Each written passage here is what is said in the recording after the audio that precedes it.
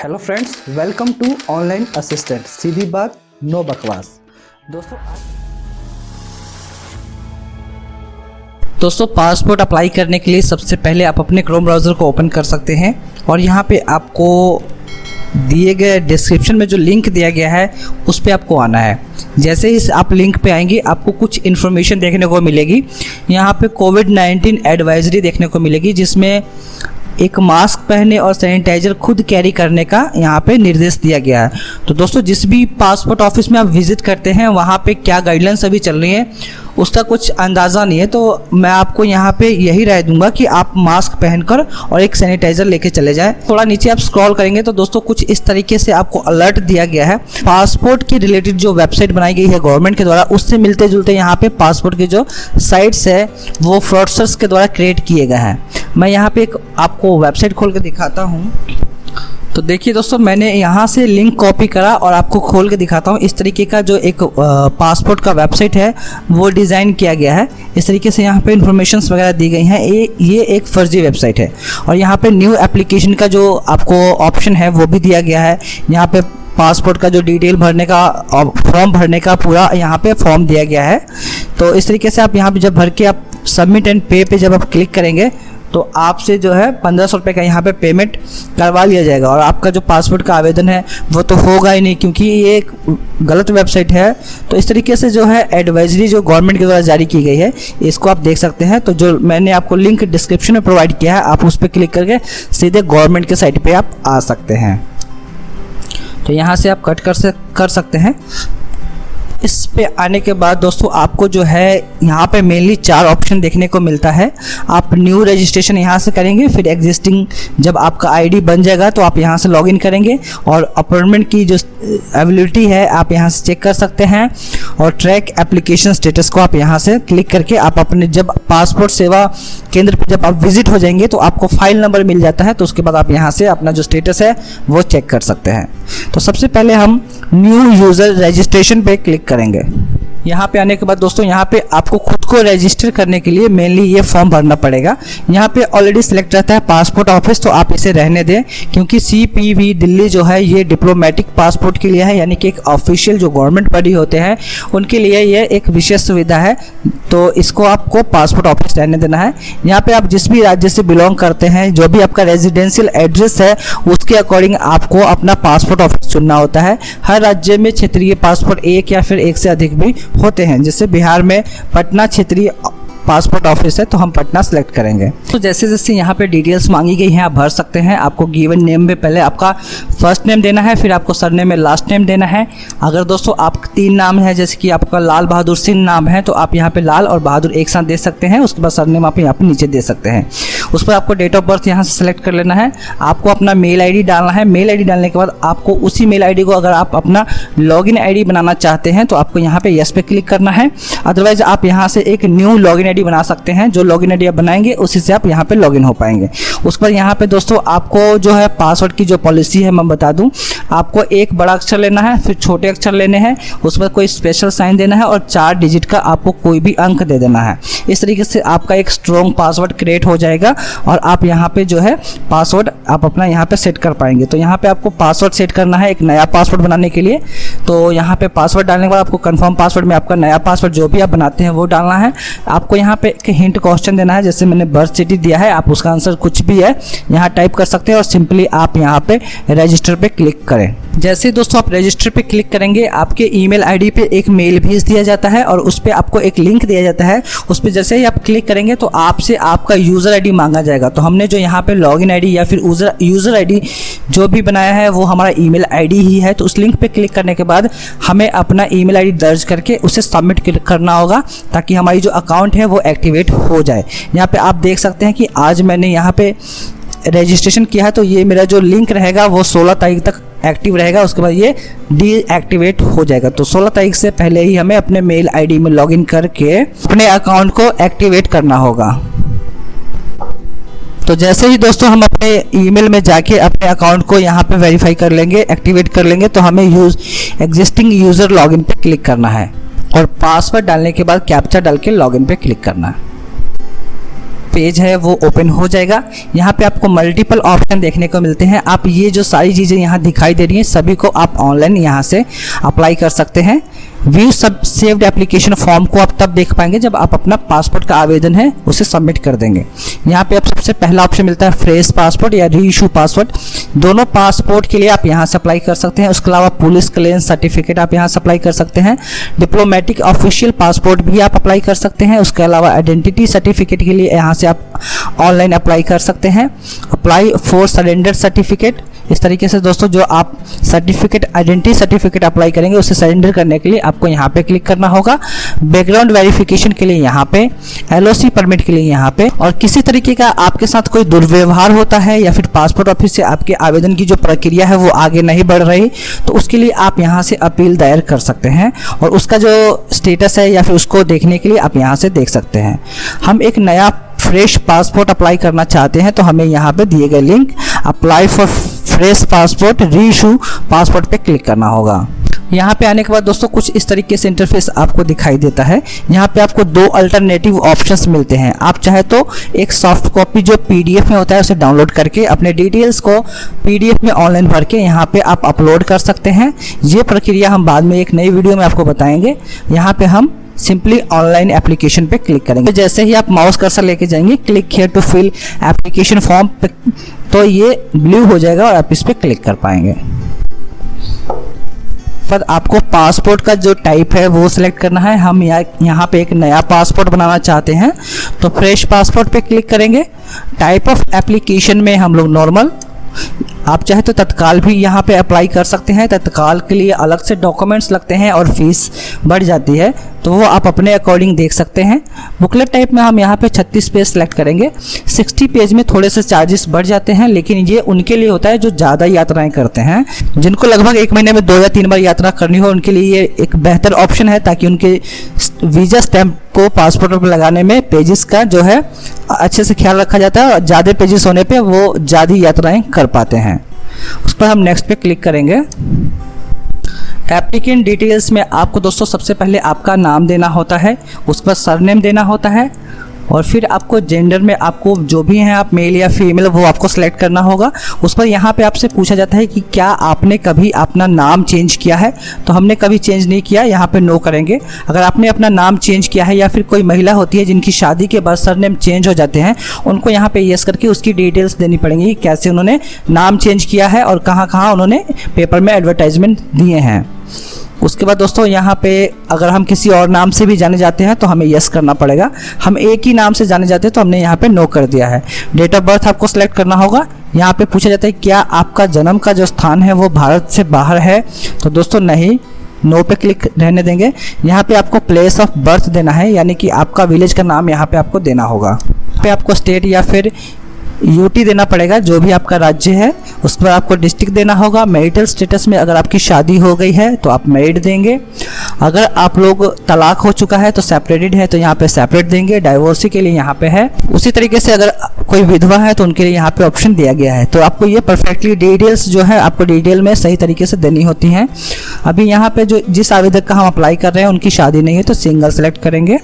Citizenship of India जो है हमें जन्म से ही मिला है तो बर्थ पे रहने देंगे। उसके बाद दोस्तों अगर आपके पास पैन कार्ड है तो आप उसका नंबर जो है यहाँ पे इनपुट कर सकते हैं। वोटर आईडी नंबर भी आप यहाँ पे डाल सकते हैं या फिर छोड़ सकते हैं। उसी तरीके से एम्प्लॉयमेंट टाइप में आप जो भी करते हैं उसके अकॉर्डिंग यहाँ से सिलेक्ट कर सकते हैं। अगर आप गवर्नमेंट बॉडी है तो गवर्नमेंट सेलेक्ट करें, प्राइवेट वर्क करते हैं तो हम यहाँ पे प्राइवेट सेलेक्ट करेंगे। अब यहाँ पे पूछा जाता है कि आवेदक क्या माइनर है, अगर माइनर है तो क्या उनके माता पिता गवर्नमेंट सर्विस में है, तो दोस्तों नो करेंगे। उसके बाद एजुकेशनल क्वालिफिकेशन में यहाँ पे जैसे ही हम सेलेक्ट करेंगे मैट्रिक, यहाँ पे यस पे टिक अपने आप लग जाता है। अगर अपने आप यहाँ पे यस सेलेक्ट नहीं होता है तो आपको मैनुअली यहाँ पे यस सेलेक्ट करना होगा। अगर दोस्तों आप मैट्रिक से कम है तो यहाँ पे आपको नो करना होगा। तो यहाँ जो आवेदक है वो मैट्रिक पास है तो यहाँ पे यस करेंगे। ECR होता है दोस्तों नॉन ECR की इमिग्रेशन चेक रिक्वायर्ड जो है वो अगर आप मैट्रिक पास है तो आपको नहीं करवाना पड़ेगा, इसलिए यहाँ पे हम यस करेंगे। यहाँ पे अगर कोई बॉडी पे विजिबल मार्क है तो आप यहाँ दे सकते हैं। आधार नंबर आप चाहे तो यहाँ पे आप दे सकते हैं। अगर आप यहाँ पे आधार नंबर डालेंगे तो आपको यहाँ पे यस करना होगा और सिंपली आप सेव माई डिटेल्स पे क्लिक करेंगे। देखिए दोस्तों, हमारी जो डिटेल्स हैं वो एक्चुअली सेव हो गई हैं। अब हम नेक्स्ट पे क्लिक करेंगे। नेक्स्ट पे क्लिक करने के बाद यहाँ पे आपको फैमिली डिटेल्स देखने को मिल जाती हैं। आप चाहे तो यहाँ से फैमिली की डिटेल्स को यहाँ पे आपको भरना होगा। सबसे पहले फादर्स नेम, उनका सरनेम, फिर मदर्स नेम। अगर आपकी शादी हो चुकी होगी और वहाँ पे आप मैरिड सेलेक्ट करेंगे तो यहाँ पे आपकी पत्नी का नाम का भी ऑप्शन आ जाता है। उस पर आप चाहे तो इसको यहाँ से सेव कर सकते हैं, अदरवाइज आप नेक्स्ट करें।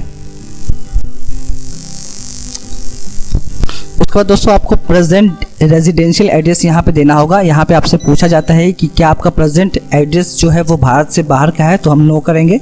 दोस्तों एड्रेस भरते समय आप ध्यान दें, आपका यहाँ पे मैंने एट और पीओ मुजफ्फरपुर दे दिया है। यहाँ पे आप ऐसे टाइप कर सकते हैं। जो आपका जो एड्रेस है वो अच्छे तरीके से पासपोर्ट पर नहीं आ पाता है। उसका यहाँ पे village and town and city दिया गया है, तो यहाँ पे हमने PS डाल दिया है। उसके बाद हमने सारी डिटेल्स यहाँ पे भरी हैं, जैसे बिहार मुजफ्फरपुर सेलेक्ट किया है, यहाँ पे पुलिस स्टेशन सेलेक्ट किया है, उसके बाद पिन कोड डाला है, मोबाइल नंबर डाला है, ईमेल ID डाला है। अब यहाँ से पूछा जाता है कि क्या आपका परमानेंट एड्रेस अवेलेबल है, तो हाँ हमारा परमानेंट एड्रेस अवेलेबल है। अब यहाँ पे आपसे पूछा जाता है कि क्या आपका परमानेंट एड्रेस और प्रेजेंट एड्रेस सेम है, तो हाँ सेम है। उस पर हम नेक्स्ट पे क्लिक करेंगे। जब हम नेक्स्ट पे क्लिक करेंगे तो कुछ इस तरीके से देखने को मिलेगा। यहाँ पे आपको देखने को मिलता है कि इस यूज़र ID के लिए आपका जो है RPO रीजनल पासपोर्ट ऑफिस जो है यहाँ पे सेलेक्ट हो गया है। बाद में आप इसे चेंज नहीं कर सकते हैं। उसके बाद दोस्तों हम इमरजेंसी कॉन्टैक्ट वाले ऑप्शन में आ जाते हैं। यहाँ पे हमें अपना एक इमरजेंसी कॉन्टैक्ट देना पड़ेगा, यानी कि जब हम विदेश में होंगे और हमारे साथ कोई इमरजेंसी दुर्घटना घटना कुछ भी इस तरीके का कोई भी ऐसा ना हो, अगर होता है तो किससे संपर्क किया जाए भारत में, उसके लिए यहाँ पे एक इमरजेंसी कॉन्टैक्ट देना पड़ता है, जिसमें आपको पहले नाम, उसके बाद कॉमा लगा के पूरा एड्रेस दे सकते हैं आप, और मोबाइल नंबर देना है। बस 2 ही चीज़ें आपको यहाँ पे देनी है। ईमेल है तो दे सकते हैं, टेलीफोन नंबर आप दे सकते हैं। आप अभी जो है आइडेंटिटी सर्टिफिकेट होल्ड किए हुए हैं। ये किन के लिए होता है? Identity certificate IC is normally issue to Tibetan and other stateless people residing in India. तो दोस्तों ये जो है उनके लिए होता है जो तिब्बतियन है या फिर किसी और स्टेट से है, जो जिनके पास अपना जो है खुद का घर या मकान नहीं है, जो होमलेस है, स्टेटलेस है, उनके लिए होता है। तो हमारे लिए दोस्तों ये ऑप्शन है ही नहीं, तो हम यहाँ पे नो करेंगे। आपके पास प्रीवियस या करंट में कोई डिप्लोमेटिक ऑफिशियल पासपोर्ट है, उसकी डिटेल्स तो दोस्तों नहीं है, नो पे क्लिक करेंगे। अगर होगा तो यस इस पे लगाएंगे तो आपसे ऑप्शन उसके रिगार्डिंग इन्फॉर्मेशन मांगी जाएगी। यहाँ पे पूछा था have you ever applied for passport but not issued. दोस्तों कभी हमने पासपोर्ट अप्लाई किया हो और इशू नहीं हुआ हो, तो इस यहाँ पे ऐसा नहीं हुआ है, तो हम बस सेव माई डिटेल्स पे क्लिक करेंगे। यहाँ पे अदर डिटेल्स आएंगी। दोस्तों यहाँ पे लगभग सब में आपको नो ही भरना है। मैं यहाँ पर आपको दिखाता हूँ कि यहाँ पे आपसे पूछा जाता है कि क्या आपके ऊपर कोई ऑफेंस या एलिज्ड है, कोई आपके ऊपर कोई घटना दुर्घटना या फिर किसी तरीके का एलिगेशन लगाया गया कोर्ट के द्वारा, तो दोस्तों यहाँ पे नो करेंगे। समन्स और वारंट्स हमारे ऊपर इशू नहीं हुए हैं, तो नो करेंगे।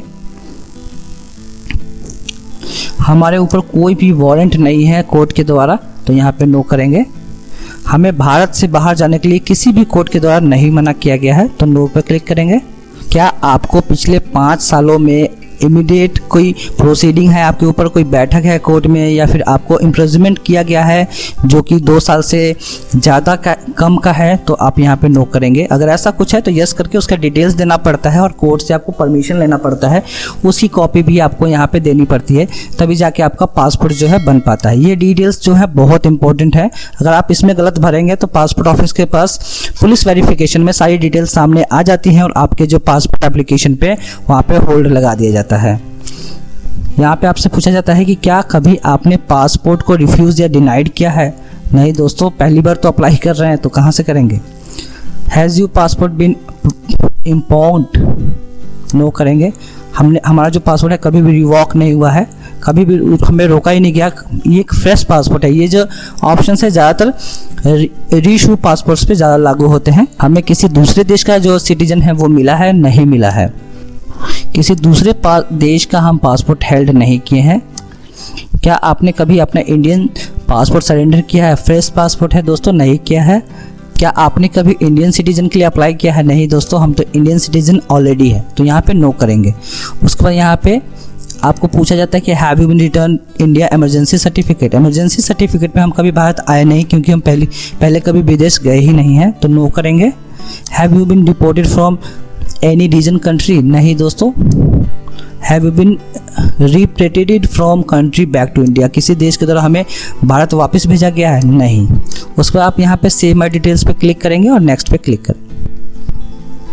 यहाँ पे आएंगे तो दोस्तों आपको पासपोर्ट की जो डिटेल्स है उसे वेरीफाई करने के लिए यहाँ पे आपको पासपोर्ट का जो रिव्यू है वो देखने को मिल जाता है। यहाँ पे आपको एप्लीकेंट का फ़ोटो रहता है, उनका सिग्नेचर, सारी डिटेल्स आप यहाँ से मिला सकते हैं। एड्रेस है आप उसे मिला सकते हैं। यहाँ पे फाइल नंबर आ जाता है जब आपका पासपोर्ट प्रिंट होता है। फिर नेक्स्ट पे क्लिक करें। तो सबसे लास्ट में आपको सेल्फ डिक्लेरेशन सेलेक्ट करना पड़ेगा। यहाँ पे आपको डॉक्यूमेंट्स का लिस्ट मिल जाता है कि कौन कौन से डॉक्यूमेंट्स आप सबमिट करेंगे। तो यहाँ पे बाद में आप डॉक्यूमेंट्स वहाँ पे चेंज भी कर सकते हैं, कोई प्रॉब्लम नहीं होता है। फिर आप यहाँ से डेट ऑफ बर्थ के लिए आधार कार्ड सेलेक्ट किया है मैंने, और रेजिडेंशियल एड्रेस के लिए भी मैंने आधार कार्ड सेलेक्ट किया है। यहाँ पे दोस्तों अगर आप यस करेंगे तो आपको 50 रुपीज़ वहाँ पे पे करने पड़ेंगे। तो इससे क्या होगा कि आपको टाइम टू टाइम SMS प्राप्त होते रहेंगे। इसकी जरूरत नहीं है दोस्तों, आप अपना जो स्टेटस है आप खुद ही चेक कर सकते हैं, इतनी भी अपडेट्स नहीं चाहिए हमें। हम यहाँ पे नो करेंगे। उसके बाद यहाँ पे क्या करना है, आपने अग्री करना है। यहाँ पे जो है प्लेस ऑफ बर्थ आपने यहाँ पे दे देना है, और उसके बाद जो डेट है वो अपने आप आ जाती है, और सेव माई डिटेल्स पे आपने क्लिक कर लेना है। सारी डिटेल्स जो है वो हमारी यहाँ पे सेव है। अभी चाहे तो हम बैक जाके प्रीव्यू जाके कुछ भी एडिट कर सकते हैं, कोई इशू नहीं। एक बार हम सबमिट फॉर्म पे क्लिक कर देंगे तो हमारा जो फॉर्म है वो जमा हो जाएगा, और उसके बाद हम इसमें चेंजेस नहीं कर पाएंगे। तो अब हमने सारा डिटेल्स जो है मिला लिया है, सब ओके है। तो अब सबमिट पे क्लिक करेंगे, इस तरीके से आ जाएगा ऑप्शन। तो दोस्तों अगर किसी कारणवश आपका सिस्टम बंद भी हो जाता है तो आप सिंपली लॉगिन करेंगे। यहाँ पे एप्लीकेंट होम का ऑप्शन देखने को मिलेगा, यहाँ पे आएंगे और आपको मैंने जो ये बताया था व्यू सबमिटेड एप्लीकेशन, इस पर आप क्लिक करेंगे। जैसे ही इस पर क्लिक करेंगे कुछ इस तरीके से ऑप्शन आएगा, आपको यहाँ पे सिलेक्ट करना होगा। इस पे सिलेक्ट करके आप यहाँ पे जो सपोर्टिंग डॉक्यूमेंट्स है उसे अपलोड कर सकते हैं, जिसकी जरूरत नहीं है हमें, ये ऑप्शनल है। ये आप चाहे तो कर सकते हैं या फिर छोड़ सकते हैं। इस फॉर्म का प्रिंट आउट भी आप यहाँ से ले सकते हैं, और रिसिप्ट का प्रिंट आउट आप यहाँ से ले सकते हैं। अगर किसी तरीके का आपको बाद में NOC मिलता है तो उसको आप यहाँ से अपडेट कर सकते हैं। दोस्तों हमें इसकी सबकी जरूरत नहीं है, अब एक फ्रेश पासपोर्ट है, हमें सबकी जरूरत नहीं है। उसको हमें यहाँ पे पेमेंट एंड अपॉइंटमेंट पे क्लिक करना होगा। जैसे आप यहाँ पे आएंगे, पेमेंट का जो स्टेटस है आप यहाँ से चेक कर सकते हैं। हमारा जो अभी पेड है ही नहीं, तो हमें यहाँ पे पे एंड शेड्यूल अपॉइंटमेंट पे क्लिक करना है।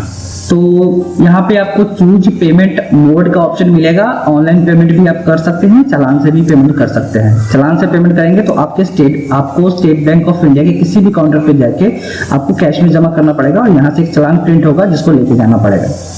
तो ऑनलाइन पे ही जमाना है, सिंपली ऑनलाइन पे क्लिक करेंगे, नेक्स्ट पे क्लिक करेंगे। जैसे नेक्स्ट पे क्लिक करेंगे यहाँ पे रेफरेंस नंबर और नाम, डेट ऑफ बर्थ देखने को मिलेगा। नेक्स्ट पे क्लिक करेंगे। जब हम नेक्स्ट पे क्लिक कर लेंगे तो यहाँ पे RTO पटना में जितने भी पोस्ट ऑफिस में पासपोर्ट सेवा केंद्र बनाए गए हैं उसका लिस्ट यहाँ पे देखने को मिल जाएगा। यानी कि आपको यहाँ पे डेट कंफर्म हो जाएगा किस डेट में आपकी जो अपॉइंटमेंट है वो खाली है। आप पासपोर्ट ऑफिस पटना भी जा सकते हैं, उसके अलावा आप जिस भी जिले में है आप अपने जिले के पोस्ट ऑफिस में जा सकते हैं। तो सिंपली हमें यहाँ पे लोकेशन सेलेक्ट करना होगा। PESK मुजफ्फरपुर हम यहाँ सेलेक्ट करेंगे, और दोस्तों यहाँ पे हम देख लेंगे कि किस डेट में हमारा जो है अपॉइंटमेंट मिल रहा है। यहाँ पे आप F3 से सर्च कर सकते हैं। POPSK 24/6 के डेट में खाली है, अवेलेबल है। इसी डेट में हमारा जो अपॉइंटमेंट है अभी बुक होगा। तो यहाँ पे हमें कैप्चा इनपुट करना है।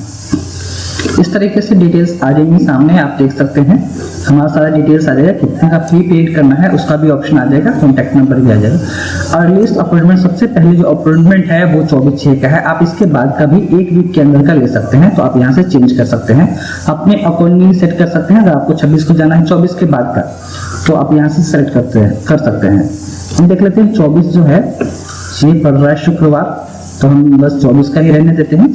और शनिवार को बंद रहता है, तो यहाँ पे आप शनिवार और संडे को सेलेक्ट नहीं कर पाएंगे। सिंपली पे अपॉइंटमेंट पे क्लिक करें। यहाँ पे ऑप्शन आपको मिल जाएगा कि अपॉइंटमेंट करने के बाद आपका जो पेमेंट अमाउंट डिडक्ट होता है और अमाउंट फेल होता है, तो वो कैसे आप वेरीफाई कर सकते हैं मैं बताऊंगा आपको आगे वीडियो में। फाइनली आप स्टेट बैंक के मर्चेंट वेबसाइट पे आ गए हैं। यहीं से पेमेंट होगा आपके पासपोर्ट का। यहाँ पे आपको मल्टीपल ऑप्शन मिलेंगे। सबसे पहले अगर आप स्टेट बैंक का नेट बैंकिंग यूज करते हैं तो यहाँ से ऑप्शन मिलता है। अदर बैंक के लिए, नेट बैंकिंग के लिए यहाँ से कार्ड पेमेंट्स आप इन ऑप्शन से कर सकते हैं, क्रेडिट कार्ड, डेबिट कार्ड। उसके अलावा अदर बैंक के डेबिट कार्ड्स भी यूज कर सकते हैं। फाइनली हम यहाँ पे यूपीआई का जमाना है दोस्तों, यूपीआई पे क्लिक करेंगे। सारी पेमेंट डिटेल्स यहाँ पे देखने को मिलेगी। नाम भी आ जाएगा, पासपोर्ट ऑफिस भी आ जाएगा, डीडीओ कोड भी आ जाएगा। ऑनलाइन पेमेंट हम यहाँ पे कर रहे हैं, उसी का डीडीओ कोड है। पासपोर्ट का जो टाइप है वो फ्रेश देखने को मिलेगा। अब यहाँ पे दो ऑप्शन है, यूपीआई डाल के आप पेमेंट कर सकते हैं या फिर क्यूआर कोड से। फाइनली हम क्यूआर कोड से ही करेंगे। तो दोस्तों जैसे ही हमने क्यूआर कोड पर सिलेक्ट किया था, हमारा पेमेंट फेल हो गया था। अब यहाँ से हम होम पे आके यहाँ से सिलेक्शन करेंगे अपने आवेदन को और पेमेंट एंड अप्रूवल फिर से आएंगे। और यहाँ पे जो है पे एंड शेड्यूल अप्रूवल में क्लिक करने से पहले हमें यहाँ पे ट्रैक पेमेंट स्टेटस पे क्लिक करना होगा। यहाँ पे पेंडिंग लिखा आ रहा है, इसको हमें वेरीफाई करना होगा, तभी हम आगे प्रोसीड कर पाएंगे। तो पेमेंट स्टेटस फेल का यहाँ पे देखने को हमें ऑप्शन मिल गया। फिर से व्यू एंड सबमिटेड एप्लीकेशन पे जाएंगे और एक बार फिर से हम यहाँ पे पेमेंट एंड अप्रूवल में जाएंगे और फिर पे एंड शेड्यूल अप्रूवल में क्लिक करेंगे। फिर भी उसी तरीके से ऑनलाइन पेमेंट में जाएंगे और नेक्स्ट क्लिक करेंगे। अभी जो है यूपीआई सर्वर कुछ। तो दोस्तों अगर आपका पेमेंट फेल होता है, उसी तरीके से आप अपने पेमेंट को वेरीफाई करने के बाद फिर से आपको सेम प्रोसेस करना पड़ता है।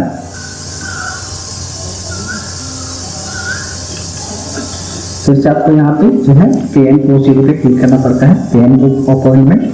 फिर से आप मर्चेंट साइट पे आते हैं और यहाँ पे आपको ऑप्शन मिल जाता है। यूपीआई का जो दोस्तों प्रॉब्लम चल रहा है, तो हम अभी यहाँ पे नेट बैंकिंग से पेमेंट करेंगे। आपको यहाँ पे अपने पर्सनल बैंकिंग के यूजर आईडी से लॉगिन होना होगा और सिंपली आपको यहाँ पे कंफर्म पे क्लिक करना है। इस तरीके से इंटरफेस आएगा, ओटीपी डालना होगा, अपने मोबाइल पे भेजा जाता है। तो देखिए यहाँ पे जो है पेमेंट अभी इनिशिएटेड आ रहा है। हम क्या करेंगे, यहाँ पे अपने पेमेंट को यहाँ पे ट्रैक करेंगे कि वाकई पेमेंट हुई है या नहीं हुई। हमारा जो पेमेंट सक्सेस है देखिए, और हमारी जो अपॉइंटमेंट है वो बुक नहीं हो पाई। फिर हमें यहाँ पे जाना, यहाँ पे फिर से क्लिक करना, नेक्स्ट करना। पेमेंट जो है हमारी सक्सेस है। फिर यहाँ पे आपको डेट, आपका ऑफिस सेलेक्ट करना है और आपको यहाँ पे अपॉइंटमेंट बुक करना है। कई बार दोस्तों पेमेंट फेल होता है, उसमें आपको घबराने की जरूरत नहीं होती। आपकी जो पेमेंट है वो 100% यहाँ पे सेव रहती है। अब यहाँ पे हमारा जो अपॉइंटमेंट है वो भी बुक हो गया है और यहाँ पे मैसेज आ गया है कि आपको एक SMS हमारे मोबाइल पे भेज दिया गया है, जिसे हमें पासपोर्ट ऑफिस में विजिट करते समय लेके जाना होगा और उसे गेट पे दिखाना पड़ेगा, तभी हमारी एंट्री हो पाएगी। हालांकि इसमें बहुत स्ट्रिक्टली मना नहीं किया जाता है। अगर मैसेज डिलीट भी हो गया या फिर कई बार नहीं आया तो आप उसे वहाँ पे लेके जा सकते हैं, कोई दिक्कत नहीं है। सिंपली आप प्रिंट एप्लीकेशन रिसिप्ट पे क्लिक करके अपना जो रिसिप्ट है उसे प्रिंट आउट कर सकते हैं। और एक और बात, अगर आपका मैसेज जो है गलती से डिलीट हो जाए तो आप यहाँ से गेट अपॉइंटमेंट मैसेज पे क्लिक करके इसे फिर वापस मंगा सकते हैं। ये 3 बार आपको इस मैसेज को आप यहाँ पे मंगा सकते हैं। यहाँ पे सारी डिटेल्स देखने को मिलती है। हमारा जो पेमेंट है वो सब हो गया। ऑफिस का एड्रेस भी देखने को मिल जाता है। सिंपली आपको प्रिंट एप्लीकेशन रिसिप्ट पे क्लिक करना है, ओके करना है।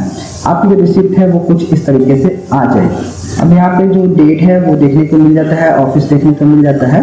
तो इस डेट में हमें जाना है। हमारा जो बैच नंबर है वो 3 है, सीक्वेंस नंबर 3 है और बैच नंबर 9 है। इस तरीके से यहाँ पे कुछ इंस्ट्रक्शन देखने को मिलते हैं। तो दोस्तों आपको पासपोर्ट ऑफिस विजिट करते समय अपने जो डॉक्यूमेंट्स है उसकी एक कॉपी जेरॉक्स में, उसकी ओरिजिनल कॉपीज, उसके अलावा आपको व्हाइट बैकग्राउंड के साथ यहाँ पे 3 फोटोज लेके जाना होता है। सारा इंस्ट्रक्शन इसमें लिखा गया है, आप इसे पढ़ सकते हैं। तो जो डॉक्यूमेंट्स है मैंने आपको यहाँ पे बता ही दिए और जो इस तरीके से आप लेके जा सकते हैं। अगर आपके डॉक्यूमेंट्स में नेम मिसमैच होता है तो दूसरे डॉक्यूमेंट को आप वहाँ पे प्रोड्यूस कर सकते हैं। कोई इशू नहीं होता कि आपने आधार कार्ड सेलेक्ट किया तो आधार कार्ड ही वहाँ जमा करना है, ऐसी कोई प्रॉब्लम नहीं होती है। आप ये भी सुनिश्चित करें कि पासपोर्ट ऑफिस विजिट करते समय जो डॉक्यूमेंट्स लेके जाते हैं सभी डॉक्यूमेंट्स में आपका एक जैसा नाम होना चाहिए। जो भी स्पेलिंग्स जो है नाम के वो एक जैसे होने चाहिए, ताकि आपकी जो आवेदन की प्रोसेसिंग है वो फास्टली और आगे प्रोसीड किया जा सके। तो दोस्तों हमारा जो आवेदन है वो कंप्लीट हो गया है।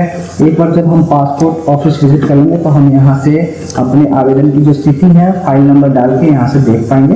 यहाँ पे आपको अपॉइंटमेंट टाइप में पासपोर्ट सेलेक्ट करना होगा, फाइल नंबर डालना होगा, डेट ऑफ बर्थ डाल के ट्रैक स्टेटस पे क्लिक करेंगे तो आपको यहाँ पे स्टेटस जो है वो दिखना शुरू हो जाएगा। आई होप ये वीडियो आपको हेल्पफुल लगी होगी। तो वीडियो अच्छी लगती है तो लाइक शेयर कमेंट जरूर करें। मिलते हैं ऐसे ही किसी और वीडियो के साथ, तब तक के लिए जय हिंद।